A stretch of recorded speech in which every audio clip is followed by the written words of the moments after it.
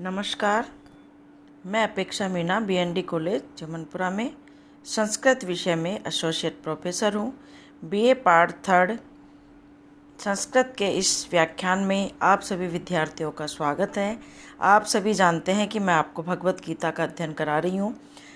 भगवत गीता के तृतीय अध्याय के 10वें श्लोक तक मैंने आपको पढ़ा दिया है। उसी क्रम को हम आगे बढ़ाते हैं और आज मैं 11वें श्लोक से प्रारंभ करती हूँ। देखिए,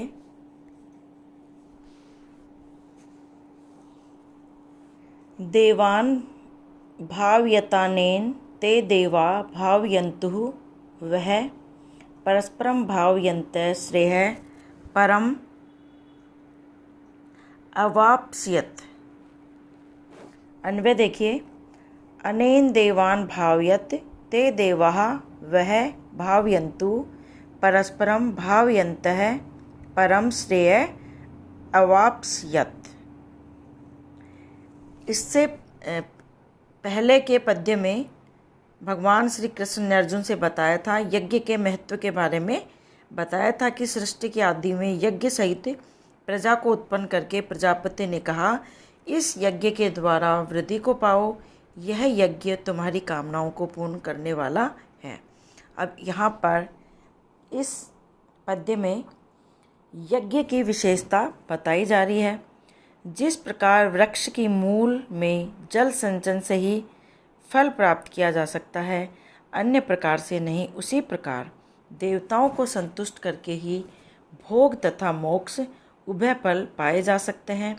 सकाम भाव से किए गए यज्ञ आदि भोग तथा निष्काम भाव से किए हुए अंतःकरण की शुद्धि द्वारा मोक्ष के साधन बनाए जा सकते हैं।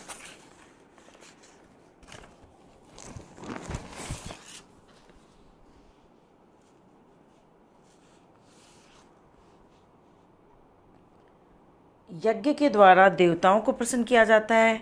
यदि प्राणी यज्ञ करके उनको प्रसन्न करेंगे तो बदले में वे भी प्राणियों का हित साधन करेंगे। इस प्रकार दोनों के कार्य सुगमता पूर्वक चलेंगे। इसी तथ्य को प्रतिपादित करते हुए यहाँ पर यज्ञ का वैशिष्ट्य बताया जा रहा है। अनेन देवान भावयत, इस यज्ञ के द्वारा, अनेन इस यज्ञ के द्वारा देवान देवताओं को भावयत संतुष्ट करो। इस यज्ञ के द्वारा देवताओं को संतुष्ट करो। ते देवाः वह भावयन्तु, फिर वे देवता, वे समस्त देवतागण तुम लोगों को संतुष्ट करें। परस्परम भावयन्तः परम श्रेयः अवाप्स्यत। परस्परम भावयन्तः, इस प्रकार परस्परम एक दूसरे को, इस प्रकार परस्परम एक दूसरे को भावयन्तः संतुष्ट करते हुए परम श्रेयः अवाप्स्यत, परम तुम लोग अंतःकरण की शुद्धि के द्वारा परम श्रेय परम कल्याण को अवाप्स्यत प्राप्त करोगे। देखिए क्या कह रहे हैं कि इस यज्ञ के द्वारा तुम लोग देवताओं को संतुष्ट करो। ते देवा वह भावयन्तु, वे देवा हम तुम लोगों को संतुष्ट करेंगे। इस प्रकार परस्परम भावयन्तः परम श्रेय अवाप्स्यत, इस प्रकार परस्पर एक दूसरे को संतुष्ट करते हुए तुम लोग अंतःकरण की शुद्धि के द्वारा परम कल्याण को प्राप्त होगे, अवाप्स्यत प्राप्त होगे। श्रेय की प्राप्ति के लिए गीता ने यज्ञ का आदेश दिया है। दिव्य शक्ति के स्वामी, देवजन, माता पिता, आचार्य, नेता, विद्वान आदि को प्रसन्न करने के लिए यज्ञ कर्मों का आचरण करना चाहिए।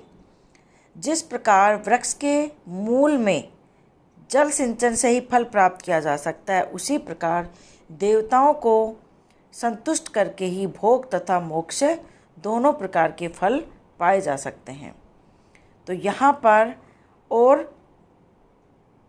सकाम भाव से किए हुए यज्ञ आदि भोग तथा निष्काम भाव से किए हुए अंतःकरण की शुद्धि द्वारा मोक्ष का साधन भी बनाया जा सकता है। यहाँ पर परम जो शब्द है उसका अर्थ मोक्ष से लिया गया है। अगला देखिए, इष्टान भोगान ही वो देवा दास्यन्ते यज्ञ भाविताः तै दत्तान अप्रदायैभ्यो यो भुक्तेस्तेन एव स। अन्वय देखिए, यज्ञ भाविताः देवाः वह इष्टान भोगान ही दास्यन्ते तै दत्तान एभ्य अप्रदाय यह भुक्ते सह एव स्तेन है। यहाँ पर सर्वजन हिताय की भावना के अनुसार किसी पुरुष के द्वारा एकाकी ही उपभोग करने की प्रवृत्ति का निषेध किया जा रहा है। यज्ञ भाविता, यज्ञ भाविता यज्ञ के द्वारा बढ़ाए गए, इष्टान प्रिय मनोवांछित, भोगान भोगों को, दास्यन्ते देंगे,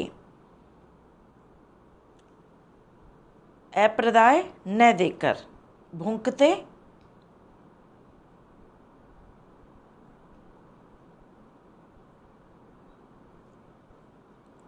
अब देखिए, यज्ञ भाविता देवा व इष्टान भोगान ही दास्यन्ते।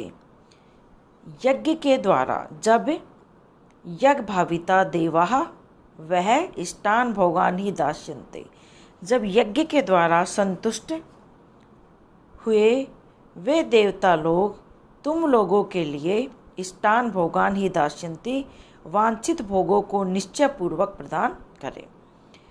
जब यज्ञ के द्वारा संतुष्ट हुए वे देवता लोग तुम लोगों के लिए इष्टान वांछित भोगों को ही दास्यन्ते निश्चित पूर्वक प्रदान करें, तब तै दत्तान, तब उनके द्वारा दत्तान प्रदान किए हुए एभ्य धन पुत्र आदि भोगों को इन देवताओं को अप्रदाय निवेदन किए बिना यह जो भुंकते इन भोगों को स्वयं ही भोगता है स एव स्तेन, वह अवश्य चोर है। क्या बता रहे हैं कि जब यज्ञ के द्वारा संतुष्ट हुए वे देवता लोग तुम लोगों के लिए वांछित भोगों को निश्चय पूर्वक प्रदान करें, तब उनके द्वारा प्रदान किए हुए धन पुत्र आदि भोगों को इन देवताओं से निवेदन किए के बिना जो इन भोगों को अकेला ही भोगता है वह स एव स्तेन है, वह अवश्य ही चोर है। वैदिक साहित्य में भी इसी प्रकार की भावना के दर्शन हमें होते हैं, जैसे केवला अघो भवति केवलादि, अर्थात अकेला ही भक्षण करने वाला केवल पाप को खाता है। इसका तात्पर्य यह है कि भारतीय संस्कृति में व्यक्तिवाद को अच्छा नहीं माना गया है। यहाँ पर प्रारंभ से ही वसुदैव कुटुंबकम की भावना बलवती रही है और इसको ही हमारा आदर्श स्वीकार किया गया है। यहाँ पर भगवान श्री कृष्ण इसी दृष्टिकोण को पुष्ट करते हैं। अगला श्लोक देखिए,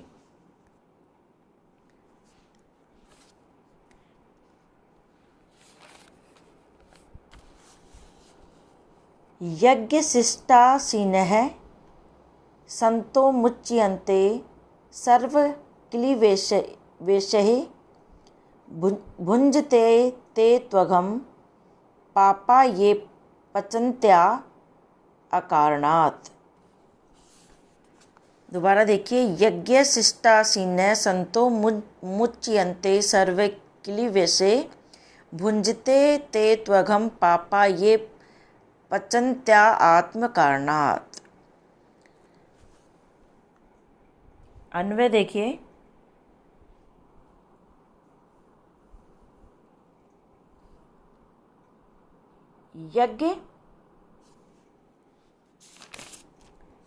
यज्ञशिष्टासीनः सन्तः सर्व क्लीवेशे मुच्यन्ते ये पापाः आत्मकारणात् पचन्ति ते तु अघम भुञ्जते।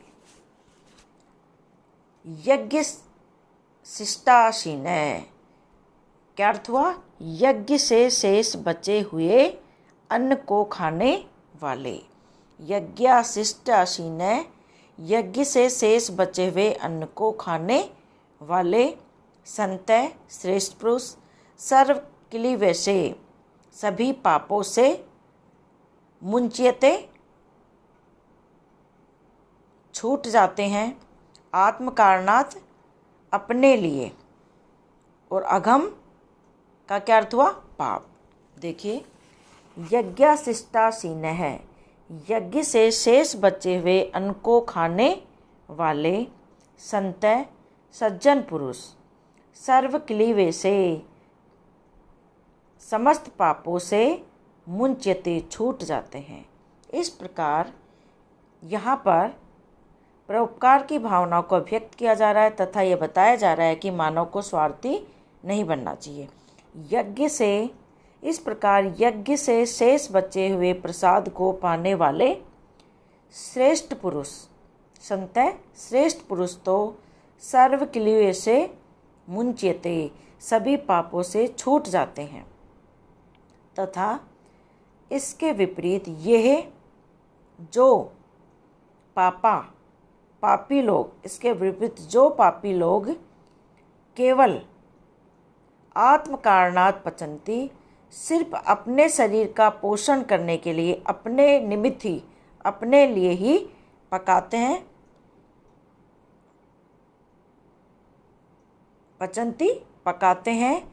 ते तु अधम भुंजते, वे तो मानो पाप का ही भक्षण करते हैं। क्या कहा जा रहा है कि इस प्रकार यज्ञ से शेष बचे हुए उस अन्न को खाने वाले, यज्ञ से बचे हुए उस शेष प्रसाद को पाने वाले श्रेष्ठ पुरुष तो सभी पापों से छूट जाते हैं। इसके विपरीत जो केवल अपने लिए पका के खाते हैं, जो केवल अपने शरीर के पोषण के लिए ही पकाते हैं, वे तो मानो पाप को ही खाते हैं, पाप का ही भक्षण करते हैं। तो यहाँ पर यह भावना प्रदर्शित होती है कि प्राणी को केवल अपना ही नहीं सोचना चाहिए, अपितु प्रत्येक के लिए सोचना चाहिए। जो यज्ञ के माध्यम से सबको खिलाने के बाद बचे हुए भोजन को श्रम करते हैं, उनको किसी भी प्रकार का पाप नहीं लगता है, अपितु किंतु जो लोग केवल श्रम के लिए ही पकाते हैं, केवल अपने लिए ही स्वार्थी होकर अपने लिए ही पकाते हैं और अपना खुद ही अकेले ही उसका भक्षण कर जाते हैं, वो मानो पाप को खाते हैं। भारतीय दृष्टिकोण से उनको अच्छा नहीं माना जाता है। ऋग्वेद के एक मंत्र में कहा गया है कि नार्यमणम पुष्यति नो सखाय केवला अघो भवति केवलादि। जो मनुष्य अरम्या या सखा का पोषण नहीं करता, अकेले ही भोजन करता है, उसे केवल पाप का भागी समझना चाहिए। ऐसा ही मनुस्मृति में भी कहा गया है, जो मनुष्य अपने लिए ही अन्न को पकाता है, वह केवल पाप का भक्षण करता है। यज्ञ करने पर जो शेष रह जाता है, उसे प्रसाद या अमृत कहा जाता है तथा वही सज्जनों का अन्न कहलाता है। अगला,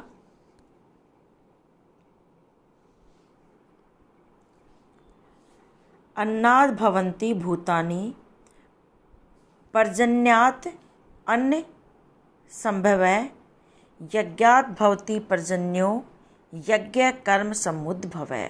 बड़ा अच्छा, बहुत सुंदर पद्य है। देखिए, यहाँ पर संसार चक्र में कर्म का जो महत्व है उसको प्रतिपादित किया गया है।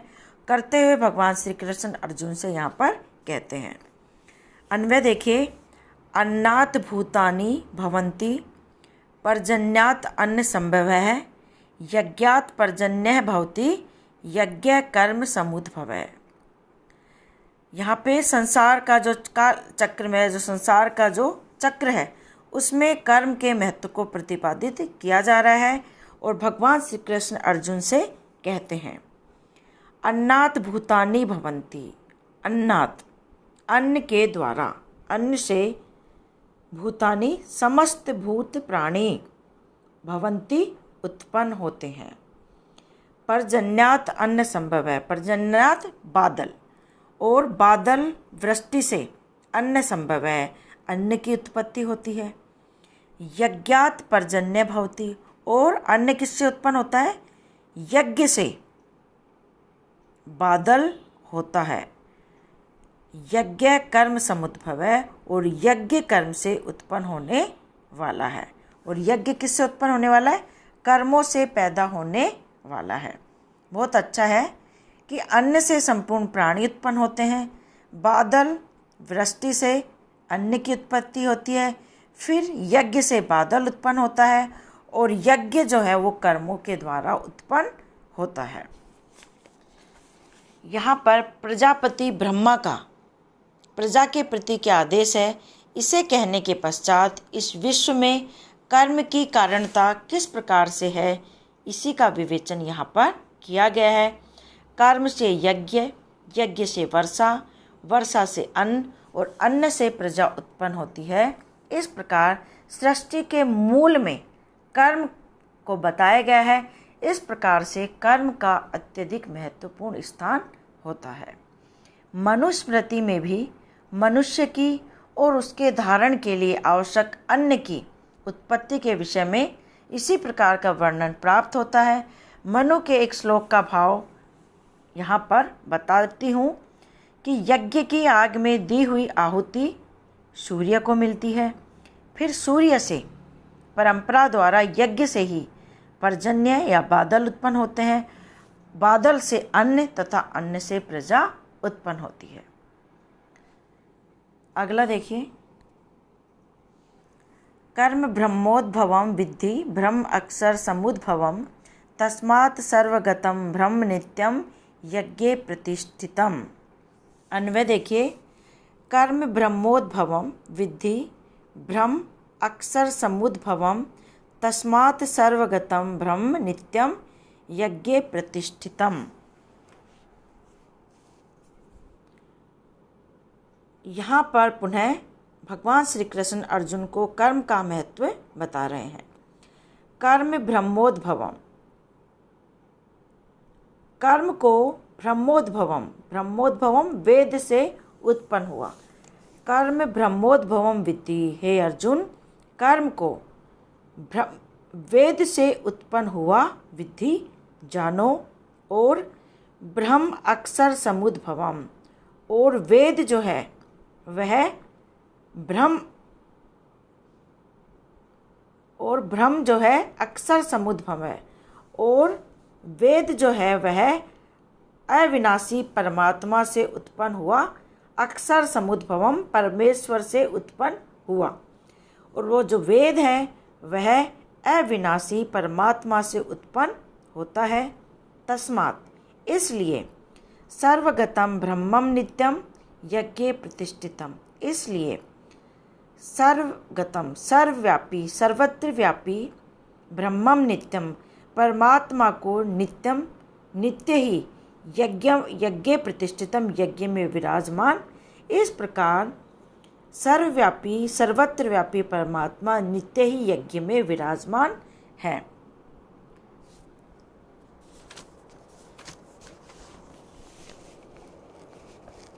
कि कर्म को ब्रह्मा से उत्पन्न हुआ जानो, ब्रह्म अक्षर से उत्पन्न हुआ है, परमात्मा से उत्पन्न हुआ है, अतः सर्वव्यापी ब्रह्म यज्ञ में नित्य ही बसा रहता है।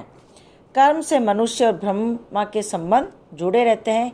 गीता में ब्रह्म शब्द के प्रसंगानुसार अनेक अर्थ है। ब्रह्म यहाँ पे वेद, प्रकृति, परमात्मा, ब्रह्मा, ब्राह्मण आदि के लिए ब्रह्म शब्द का प्रयोग किया गया है। इन सभी से कर्म में प्रवृत्ति होती है। यहाँ पर ब्रह्मा का यज्ञ से संबंध स्थापित करके उसका वैशिष्ट्य प्रदर्शित किया गया है। इसका भाव यह है कि कर्म के द्वारा यज्ञ की पूजा साक्षात परमात्मा की पूजा है, ऐसा हमें मानना चाहिए। ठीक है, तो आज इतना ही। पुनः आपसे भेंट होगी अगले वीडियो में। धन्यवाद।